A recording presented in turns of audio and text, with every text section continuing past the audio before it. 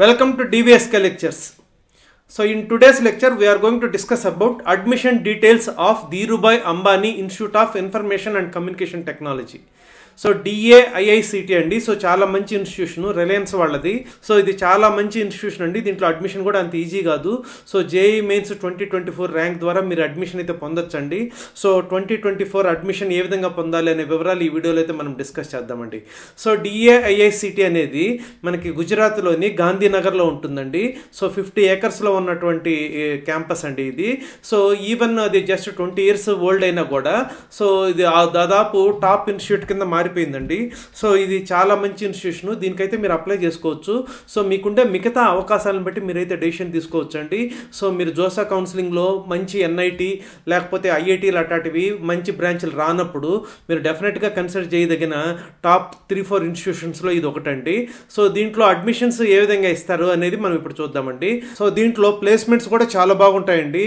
So డెఫినెట్గా it is one of the top most institutions that can be considered for taking admission. So ఆ వివరాలు అయితే ఇప్పుడు చూద్దామండి.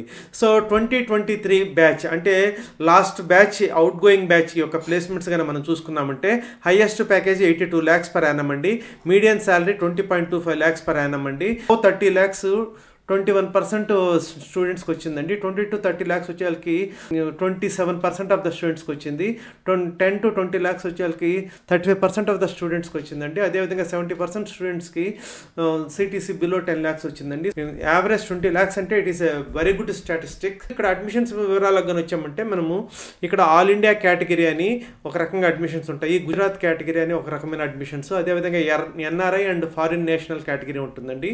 సో వీటన్నిటికి కూడా మీరు అడ్మిషన్స్ అప్లై చేసుకోవచ్చు. సో మనమైతే మోస్ట్ ఆఫ్ ద స్టూడెంట్స్కి ఆల్ ఇండియా కేటగిరీకి యూజ్ అవుతుంది కాబట్టి దాని గురించి డిస్కస్ చేద్దామండి. So you should have JEE main rank and me date of birth వచ్చేకి 1st October 1999 తర్వాత ఉండాలండి.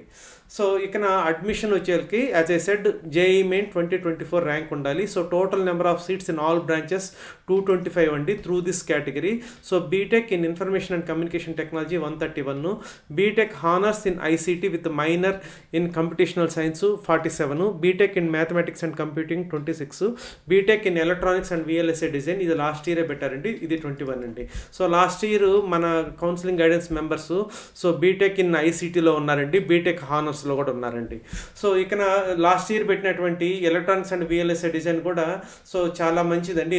సో ఇక్కడ అప్లికేషన్ ఫీ వచ్చేసరికి 1200 plus GST అండి. సో ఇది లాస్ట్ ఇయర్ ప్రకారం చెప్తున్నాను 1416. సో విడివిడిగా మీరు ఈ 3 గ్రూప్స్కి అప్లై చేసుకోవాల్సి ఉంటుంది.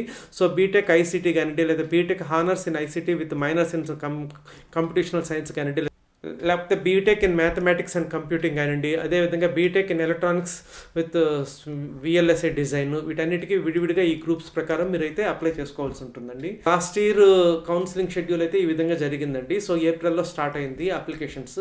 సో 30th June వరకు ఉండింది. సో ఇప్పుడు కూడా మనము we can expect that the applications would open next month. So ముందు మీకు ఇన్ఫర్మేషన్ ఇవ్వడం కోసం అయితే చెప్తున్నానండి. 24-25 admission details will be available shortly అని వెబ్సైట్లో అయితే మనకు ఉందండి. సో ఇక్కడ ట్యూషన్ ఫీ వివరాలకు కనిస్తే సో 1,02,500 అండి per semester. So registration fee 2,500 అండి పర్ సెమిస్టరు.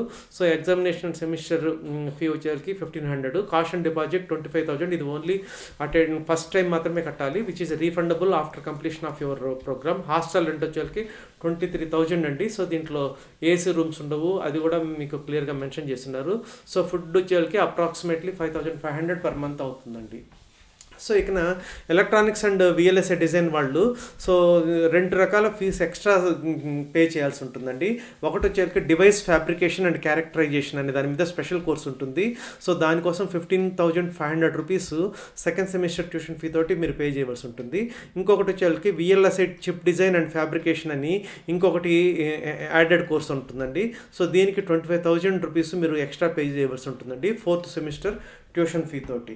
సో ఇవన్నీ మనకు ఉన్నటువంటి details regarding Dhirubhai Ambani institute of information and communication technology. So డెఫినెట్గా అప్లై చేసి మీకు నచ్చిన NIT కానివ్వండి, లేకపోతే మీకు నచ్చిన బ్రాంచ్ కానివ్వండి, రాకపోతే అడ్మిషన్ తీసుకోవాల్సిన టాప్ 3 ఇన్స్టిట్యూషన్స్లో ఒకటండి Dhirubhai Ambani institute of information and communication technology. So first మీరైతే అప్లై చేయండి, తర్వాత depending upon the other options you can take decision. I hope you have understood. మీకు నచ్చినట్లయితే మీ ఫ్రెండ్స్కి షేర్ చేయండి, అదేవిధంగా నా ఛానల్కి సబ్స్క్రైబ్ చేసుకోండి. Thank you.